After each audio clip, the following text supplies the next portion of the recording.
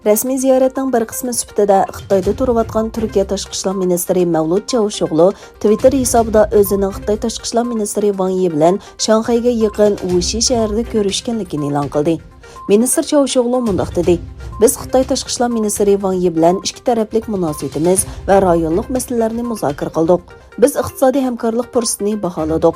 Kun tartibimizdagi masalalarga, bo'libmi Uyg'ur turklarga bo'lgan ko'z qarashimizni, orzularimizni va sezgurligimizni yetkazdik.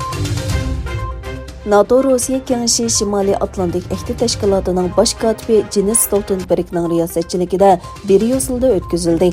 Shimoliy Atlantik ahdi tashkiloti-ro'siya kengashi 2019 yildan buyon tunji qatim yig'ilgan bo'lib, Rossiyaning Ukraina chegarasidagi harbiy harakatlardan paydo bo'lgan jiddiylik va Yevropaning bexatarligiga munosabatlik masalalarni muzokara qildi.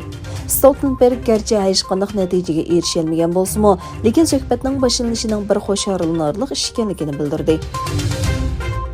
Belgiya taratqullarining xabariga qaraganda, Davlat Mudofaa Ministrligining amaldorlari o'zlarining 13 oyning 16 kuni xatkorlik hujumiga uchraganligini his qilgan. Ma'lum bo'lishicha, hujumlar sirtqi elektronlik xat sistemasini nishonlagan bo'lib, sirtdan avatilgan elektronlik xatlar ministrlik xodimlariga yetib kelgan, ammo xodimlar javob qaytara olmagan. Ministrlikning bayonotchisi Lodeven Dedonderning aytishicha, sistemada qo'shilib ko'rilib, 4 hafta davomlashgandan keyin to'nilgan elektronlik xat sanduqi asliga kelgan. Tor hujumini kim yoki kimlarning tashkillaganligi to'g'risida hech qanday uchur berilmagan. Nol Covid siyosatidan voz kechmagan Xitoydan kelgan suratlar bu davlatning vaziyatini oshkorladi. Xitoyning karantin lagerlari ijtimoiy taratqularda e'lon qilingan rasmlar bilan pash bo'ldi. Lagerdagi nachar sharoitlar zo'r g'ulg'ula qo'zg'adi. Angliya kundalik pochta gazetining xabariga qaraganda, Xi'an lagerlariga avatilganlarning ichida homildor ayollar, bolalar va yoshanganlar bor ekan.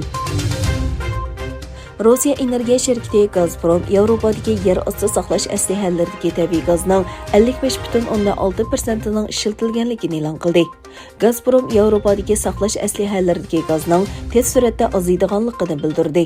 Yuqumga qarshi qo'llanilgan tadbirlarning bo'shatilishi va havo rayi sharoiti sababidan kun sari ishayotgan tabiiy gaz ehtiyojini qondira olmaslik sababli Yevropadagi gaz bahosi bulturdan buyongi eng yuqori saviyaga yetgan.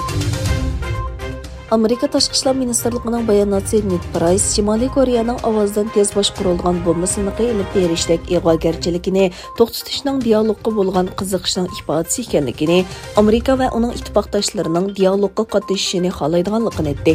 Shimoliy Koreya rahbari Kim Jong Unning qatnashishi bilan ilib berilgan sinoqda 1000 kilometr yiroqlikdagi nishonga muvaffaqiyatli zarba beradigan yuqori sur'atli boshqarilgan bomba sinab qilingan. Qozog'istondagi yangi hukumat xizmatini boshladi. Yangi ministrlik kengashi tunji yig'inni bosh ministr Alixon Ismoilovning riyosatchiligida o'tkazdi. Ismoilov hukumatning bekitilgan vazifalarni o'rinlash uchun barliq tirishchanliklarni ko'rsatganligini aytdi.